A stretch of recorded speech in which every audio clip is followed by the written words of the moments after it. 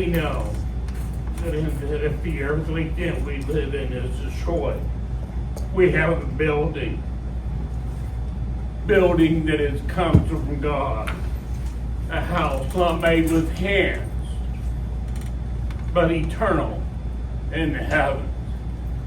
Let us pray. Mighty God, our Father, we come to you and we acknowledge to you our difficulty when it comes to accepting death as a part of life. But we ask that you be with us today, that we will honor George, but we will also honor you in all that we say and do.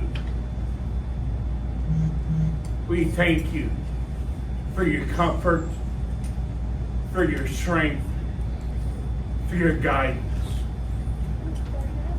that allows us to be able to look forward beyond today in recognition of the love that you have given us through Jesus Christ. In whose name we pray. Amen.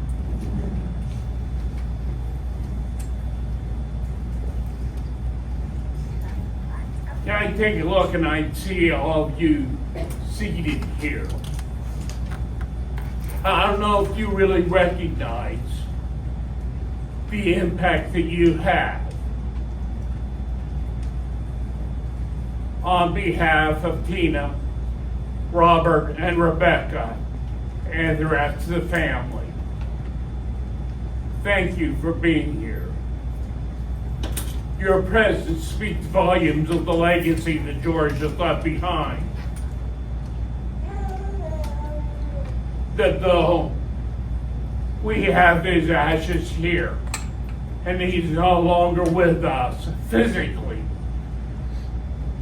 he is with us and he will show himself through each and every one of us who has been impacted by his life. Thank you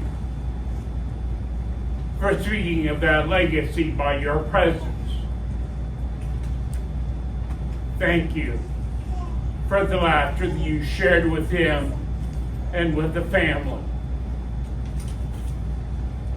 And thank you for all that you say and do from this day forward, especially as it shows George and shines light upon him and his presence within your life. At this particular time, I'm going to turn it over to the family and let the family share with you.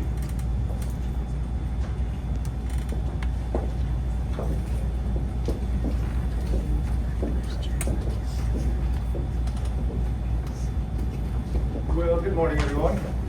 I think I want a mic because it makes me feel cooler. Just talking to. So my name's Sean Trudell. I've known the family since we moved to Boulder City. I'm going to hold it together because I think I have to pay respect to George, and I have to have notes because I'm reading the memories that they passed on that I get to share with you. But to preempt this, I have to let you know I'm going to have this conversation like it's a conversation George is having. It's going to be about an hour long. All I need you to do is smile, laugh, and nod every once in a while. And that's how we can start this. So we really gather here today to talk about George Marshall Cowan. And when that first came up, the family gave me liberty to kind of throw things in. As a kid, he tried to convince me that a GMC was named after him and his initials.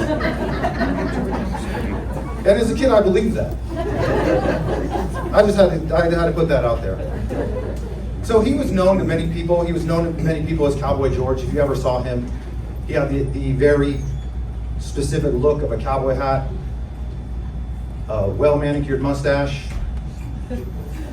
some Olathe boots that he transitioned to regular flat boots later on in his life, but that was George. He's known as a husband, a father, a grandfather, a great-grandfather, a brother, and I think what you're seeing in this room, he was known as a friend. So George was born on October 14th, 1957 in Washington, D.C. He was born to Carl and Joyce Cowan. He grew up alongside his siblings, Mike, Peggy, and Kathy. And he attended Duval High School in Lanham, Maryland. But it wasn't long before the family moved to wide open spaces to the west, and I can't help to think that that was George. Had something to do with that. Because what I found out in this family, he's the only cowboy out of this family. How that happened, I don't know. So they moved out in 1976, they made their way to Boulder City, Nevada, and this is the place that he would call his home in the Wild West, in the backdrop of his well-lived life. In 1979, George met Tina, the love of his life, in which I found out recently the great proposal of pushing her down in the snow to ask him to marry her. She said yes, obviously we're here today. They married in 1981 and they built a life rooted in love, laughter, and they shared a sense of adventure. Together they raised 2 children, Robert and Rebecca, and they later welcomed grandchildren, Mackenzie, Jordan, Mary, Sarah, Oliver, and great-grandchildren, Raymond, Luna, and Mateo. If you knew George, you knew his family was his pride. Every one of them. That is his greatest legacy. The other part about George is we all realize that he was probably born 200 years too late. His heart, it just beat to a different rhythm of hoofbeats and the creak of the saddle. He was never more at home than he was on the back of his horse. His favorite horse that he came to have was Ned, a black and white paint. And he always had his loyal dogs, Stormy and Breezy, by his side. He didn't just love the cowboy life, he tried to live it. Whether he was riding the range, branding cattle, or dreaming of his next roundup with his Alamo family. George embodied the spirit of the West. A story that I shared with Robert long ago is they had Dish Network, and George had gotten Dish Network. They had somehow linked accounts, and George was beyond excited that he could stream Westerns on one channel all day long. It was mind-blowing to him, but he was excited.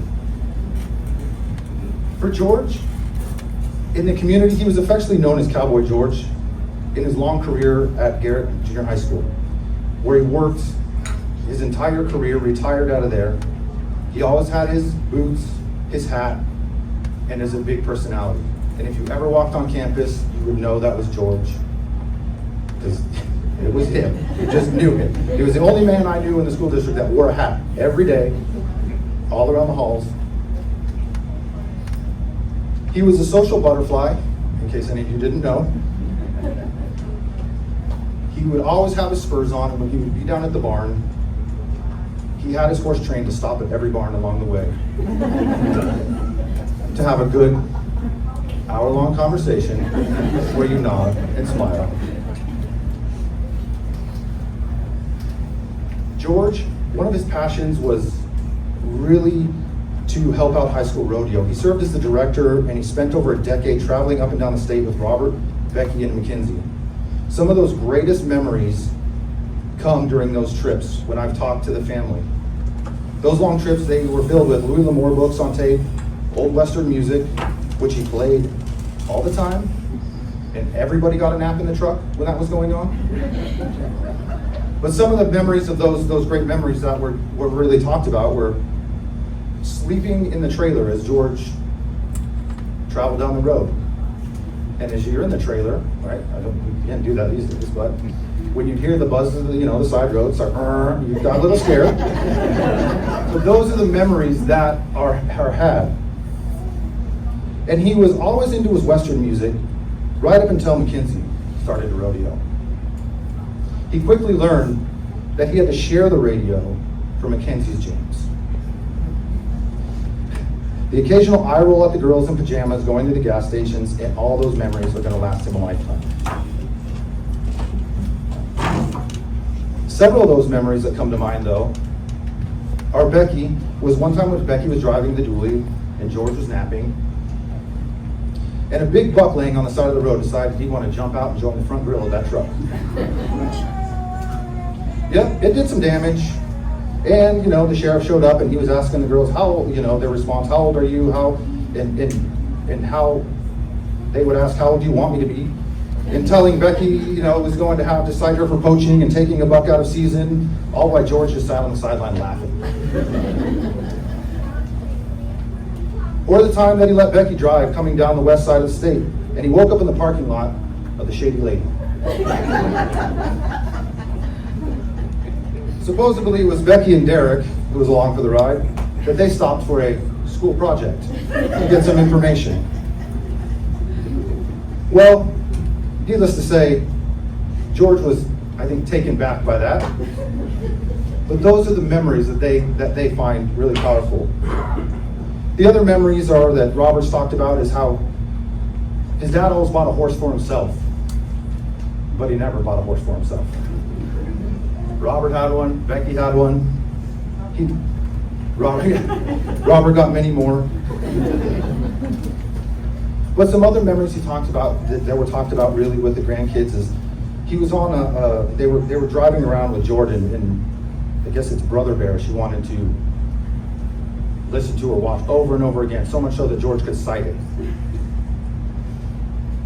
But he did his best to hide the tape from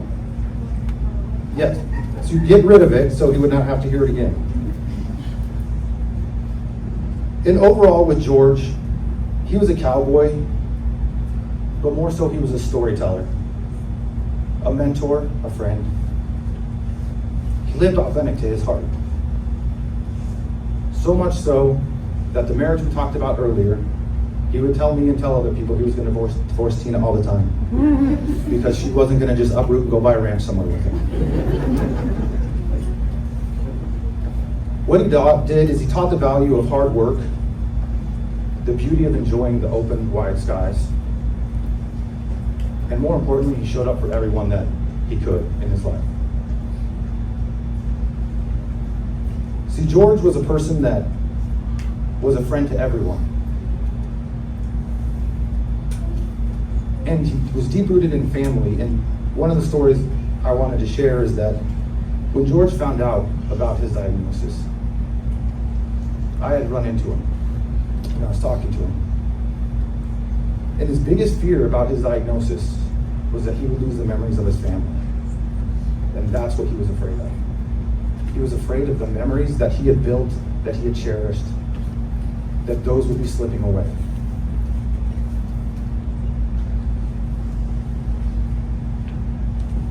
Robert talked about the memories he had of his dad hunting, wanting to go ice fishing.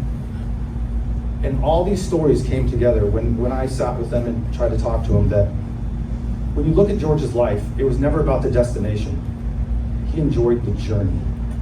It was all about the journey. The stories come in the journey. And so I think that's what he would want, to be nice to someone next to you, show them kindness, but enjoy the journey, because that's where the memories last. So although George may have been born 200 years too late, he left a mark on every one of you. His boots are empty, his spirit rides on through the sunset, and every story that we tell about him, we'll do it with grit, grace, and a whole lot of heart. For that, George, we say ride easy and rest. We'll see you on the trail again.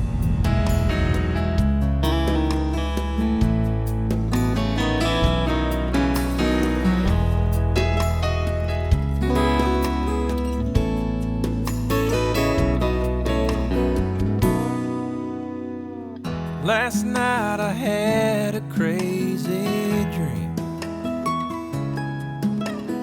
Wish was granted just for me. It could be for anything. I didn't ask for money or a mansion in Malibu. I simply wished for one more day with you.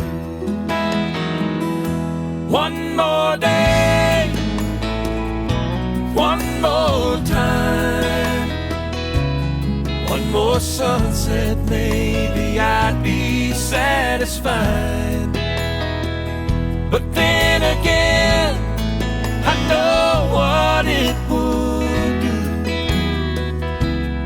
Leave me wishing still for one more day with you.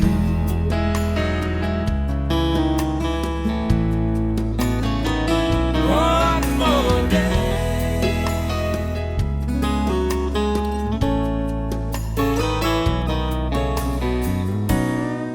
First thing I do is pray for time to crawl.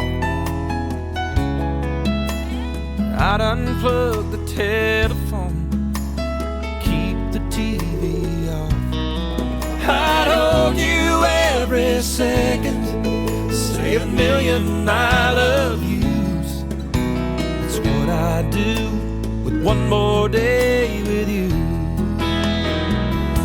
One more day, one more time, one more sunset, maybe I'd be satisfied. But then again, I know what it would do. Leave me wishing still for one more day with you. One more day, one more time, one more sunset, maybe I'd be satisfied. But then again, I know what it would do. Leave me wishing still for one more day.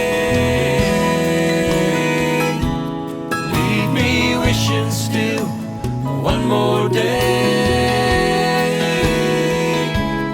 Leave me wishing still one more day with you.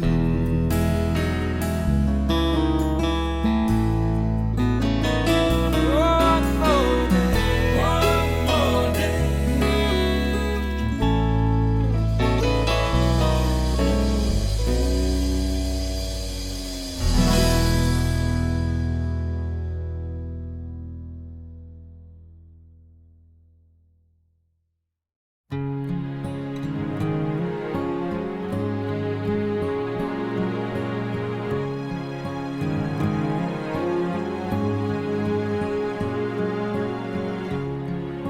I wanted you for life, you and me in the wind. I never thought there'd come a time that our story would end. It's hard to understand, but I guess I'll have to try. It's not easy to say goodbye.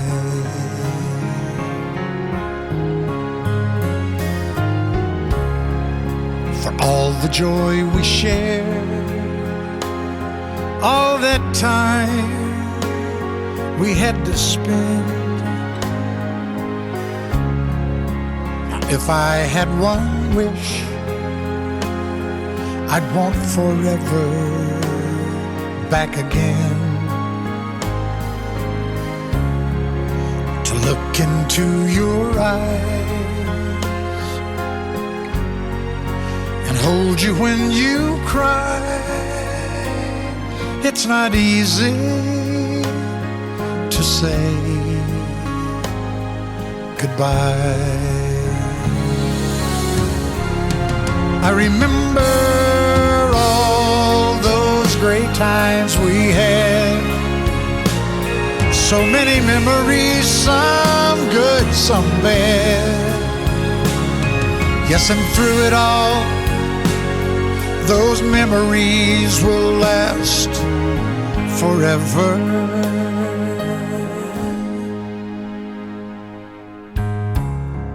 There's peace in where you are, may be all I need to know. And if I listen to my heart, I'll hear your laughter once more. And so I have to say, I'm just glad you came my way. It's not easy to say goodbye.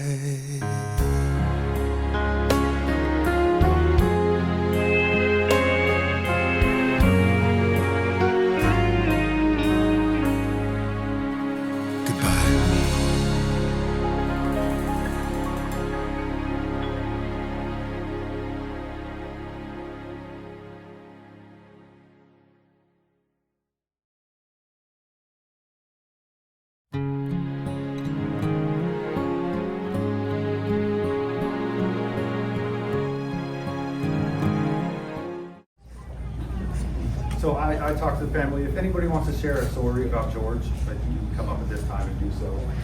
If you feel like you want to share a memory or anything you want to say with the presentation.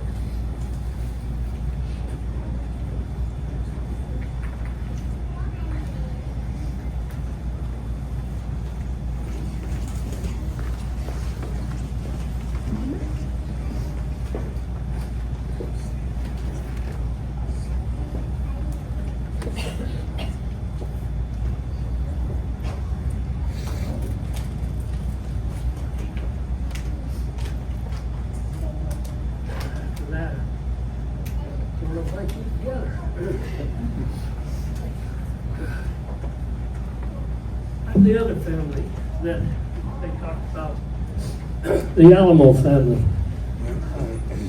And George became family. It wasn't just friends. I had the opportunity to laugh with George until we cried.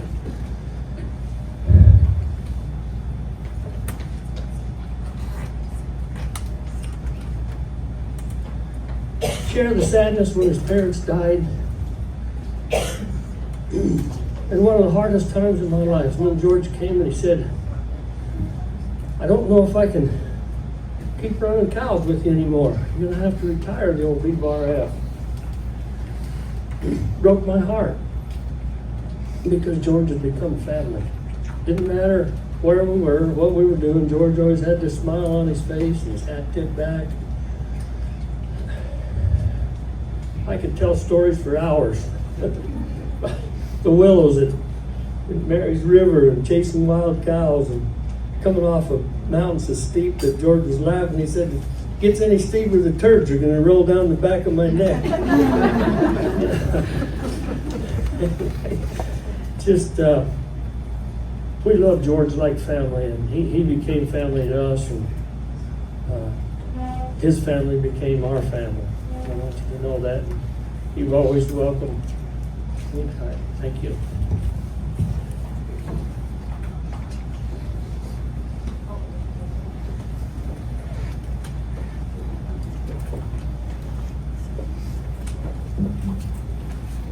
Good morning, everybody, or good afternoon now. We talked a little bit about the high school rodeo club, and I wanted to just give a little bit more about that. My name's Yvonne. The kids really never knew my name because I was Elisa's mom. You were never your name. You were Becky's mom. You were Stephanie's mom. You were somebody's mom. God only knows what your real name is. So I'm Yvonne, Becky. It's nice to meet you. So a little thing happened, and this was back in the early 2000s. And for those of you who aren't familiar with high school rodeo, traditionally, each city or town has its own rodeo club. Pahrump, Mesquite, Las Vegas, Boulder City. And back at that time, the Las Vegas club had a little bit of a hiccup, and the Las Vegas club just fell apart. And the kids were left. They were, and believe me, you need some support of a rodeo club and directors as you go along the way. And George Cowan opened his arms to the Las Vegas high school rodeo kids and said, come on down here to Boulder City. And for the next 3 years, a good group of us stayed there with the Boulder City Rodeo Club. And if it hadn't been for George, I don't know what would have happened to that club and those kids. And rodeo is an important thing. And George, okay, I want you to think about this for a second. So he invites, and it's mostly girls. Well, I don't see anybody here except Derek. I think that was in that club, yeah. It's mostly girls, right? It's a lot of barrel racers and ropers and things like that. They're all teenagers. These are teenage girls in rodeo. Think about this for a second, right? George, the perfect person for it. The drama was not just with the girls. It was with the parents. Think of dance moms, right? Only it was rodeo moms. Oh my goodness, it was always drama, drama, drama, drama, drama. But there was George, just as calm and cool and collected as can be, and he made his way through all of those issues, all of that drama, all of those hormones, everything that was going on, and made sure that those kids had a great rodeo experience. And we will always be so thankful to him for that. And he became what we call a rodeo dad. It's probably one of the greatest compliments in the world of rodeo, right? That you have a rodeo dad. Because that's somebody that's going to take care of you, not just while you're in rodeo. Goodness gracious, it's been how many years, Becky? 18 years or something? Over 20, oh my gosh. So it's been an awfully long time. But I'm telling you what, if Darla Mosier needed help, she knew who to call. If Elise Smith needed help, she knows who to call. Stephanie needed, I could name them all. They all knew that they could go to their rodeo dad for support. So I just wanted to let you know, oh man, I texted Darla this morning and I said, I'm going down. What would you like me to say? And she said, he was a great man. And that's what we all think, especially us rodeo moms who depended on that great rodeo man. So thanks to all of you because you supported him as well. But George Cowan, you're a great rodeo dad.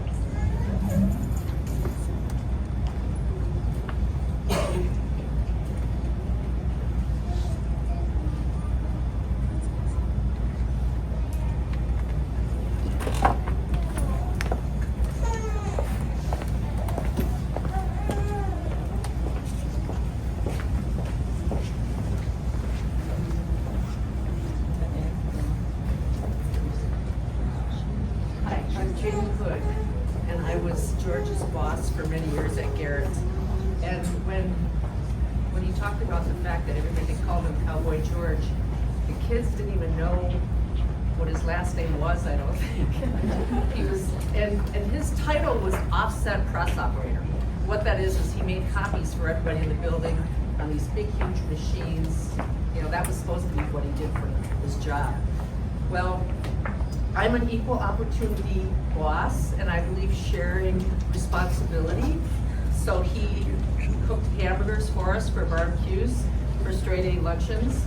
He supervised at lunch duty, which, by the way, certain times of the year he would bring out these nice wooden sawhorses with like a horse head on it. And because I'm from the city, so I don't use. Anyway, and he would teach the kids how to lasso on the horse in the middle of recess duty. But the one of the things that also brought a chuckle to me when they talked about the fact he would come in and talk to you for an hour. Well, as a principal, you have an open door policy. People can come in whenever they want. Well, I always made sure that I had to make sure that I had it out for when he came in, because I was like, I gotta look to New George. I got stuff I gotta do. So, but I loved him to death. And Tina, my thoughts and prayers are with you. Back to you too. So.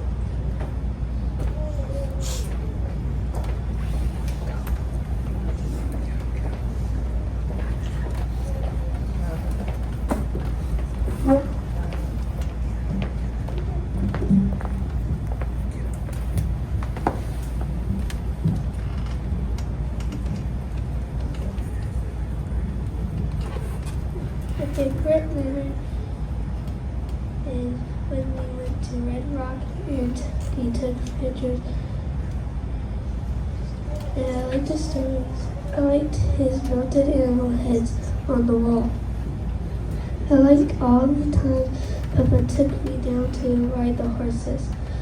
I like it when Papa would take me to the corral to see the animals. I like it when with my papa feeding the chickens and the collect eggs. I really liked his pancakes and waffles. I liked to visit him. I love you.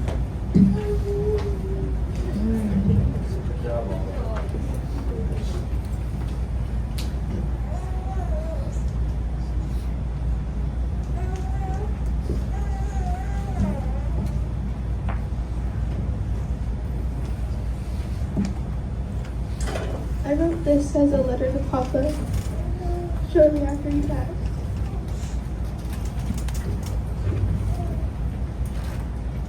Dear Papa, I don't know how to say goodbye. It hurts being in a world without you in it. You're my favorite person in the world and you always will be. You never failed to protect me and you made me feel really safe and loved. I hope I was able to make you proud. I graduated for you. Every step I thought of you. The last time I saw you was months ago. And I didn't know it would be the last. I would have hugged you a little tighter before letting go. I didn't get to say goodbye. I didn't get to hug you one last time and tell you that I love you.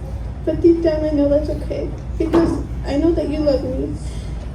And you know that I love you. You always said Papa's little cowgirls don't cry. I'm trying, Papa. I'm trying so hard to be strong like you'd want me to be. I didn't want you to leave, and I miss you so much. It breaks my heart knowing everything you're gonna miss. But even though you can't be here for me from now on, you always made sure to be there for me in the past. You were there the time I got left off the horse, and you danced with me at the daddy-daughter dance when my daddy was away. You took me fishing with you, and even though the only fish we ever caught was that first time, we kept going back. We spent our summers taking nighttime walks and eating pancakes and peanut butter burrito sandwiches. You taught me how to barrel race and you spent your day out there with me watching me ride. You were so gentle and so good to me and you never got mad at me. Even that one time I got us lost on the way to the hospital. Even though you aren't here anymore, I'll always have the memories of sitting with you in your chair with Stormy, watching cartoons and westerns, and spending the summers with you and Granny. I got so lucky to have you as my papa, and I loved being your favorite. You may be gone, but you'll always be with me. I know you can't be here anymore, but I know you'll always be watching me proud as ever every step of the way. There was a moment where you forgot my name, but despite that, you still knew I was your favorite. And as bittersweet as that is, I love that no matter what, you made sure people knew that I was your favorite. Thank you for everything you've taught me and the love you've always shown me. I will carry it and you with me forever. I know I started this by saying I don't know how to say goodbye, but this is my attempt. So, I'll see you later, alligator. Goodbye, Papa. I love you.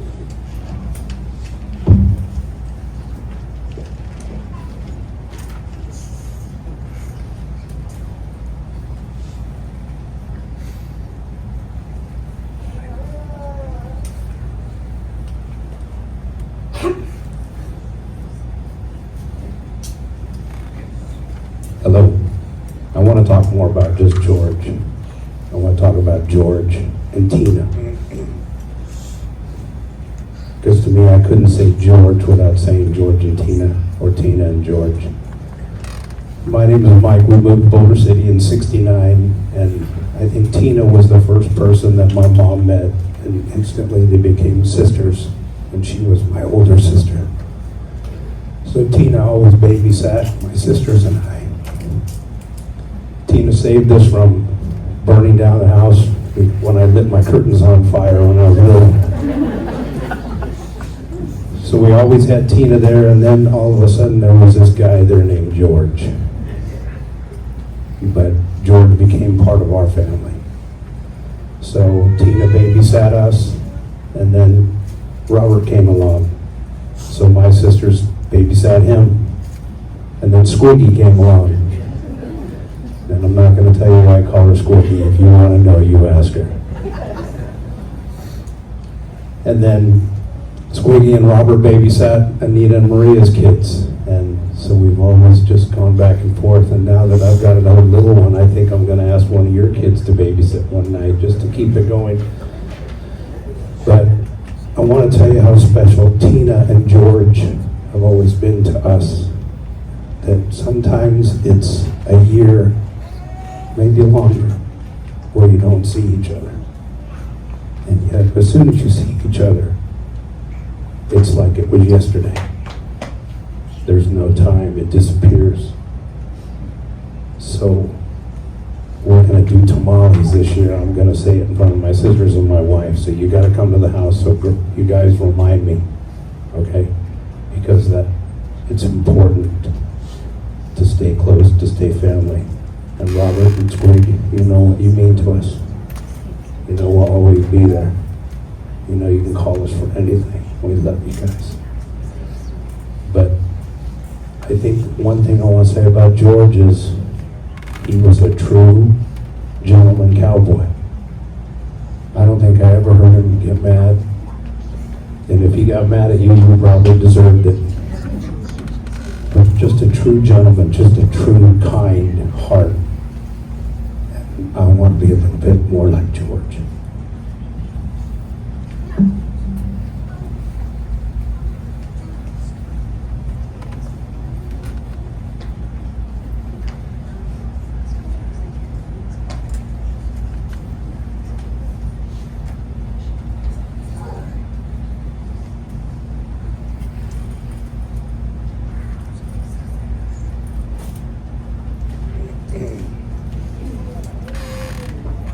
Okay, I'm going to close this out with a poem I wrote for Dad. Stand by if I need you, Sean. When your father is a cowboy, you learn to ride before you walk, to swing a rope with steady hands, to let the quiet actions talk. When your father is a cowboy, you treat creatures with respect, with callous palms and gentle touch, a bond that time won't disconnect. When your father is a cowboy, you learn the old ways, tried and true, how to tip your hat and shake hands firm and always see a promise through. When your father is a cowboy, you learn to track and bait and skin, the honor nature's give and take, the wilderness burning deep within. When your father is a cowboy, you bless the radio and wrench a tire, to find the rhythm in the dirt, to fix what's broke with grit and fire. When your father is a cowboy, you've got a partner come that may, a quiet strength that walks beside you and never once will drift away. When your father is a cowboy, you learn a life built tough and true, a rugged road, a love so fierce, a kind that shapes the best in you.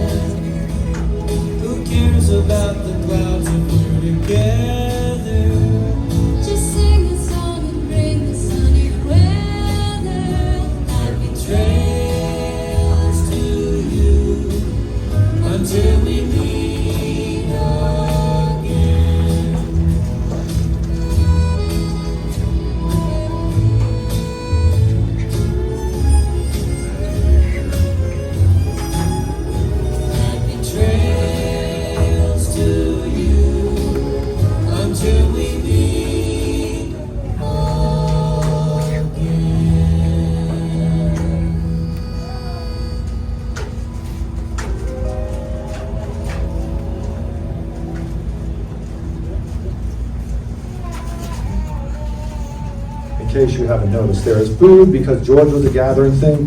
The funny thing about this, though, is they were setting up last night. Of the food back there, what would George eat? Nothing. Nothing. Vegetables scared him. He would eat nothing of that. Chips, oh.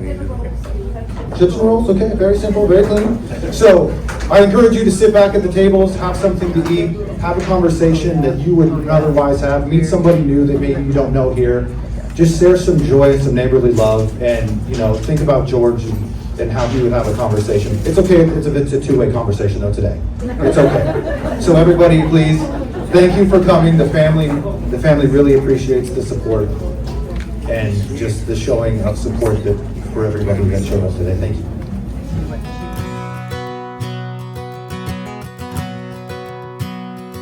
There's an old man in a lazy boy, TV on a western, fast asleep.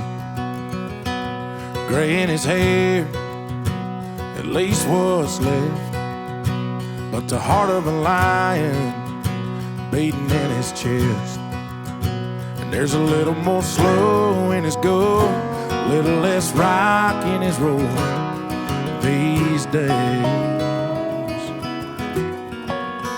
But I remember him 10 feet tall and bulletproof, throwing me a ball in cowboy boots. A whistle and the dog started running, a whispering mama starts blushing, a wrench in his hand and a beer in the other.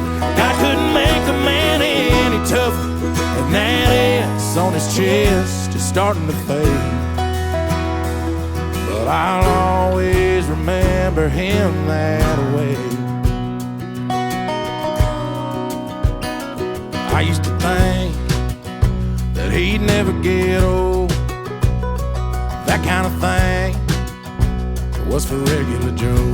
And he tries real hard to put up a fight, but I guess time is his kryptonite. 'Cause I remember him 10 feet tall and bulletproof, throwing me a ball in cowboy boots. A whistle and the dog started running, a whispering mama starts blushing, a wrench in his hand and a beer in the other. God couldn't make a man any tougher, that S on his chest is starting to fade.